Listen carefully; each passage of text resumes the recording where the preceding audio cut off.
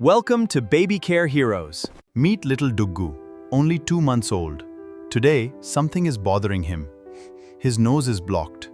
He can't feed well, and he doesn't know why. Oh no, Duggu isn't feeding properly. What should I do? Every new parent faces this moment. But don't worry. Hello. Relax. In babies younger than 6 months, even a small blocked nose can make feeding difficult. Because let's call someone special.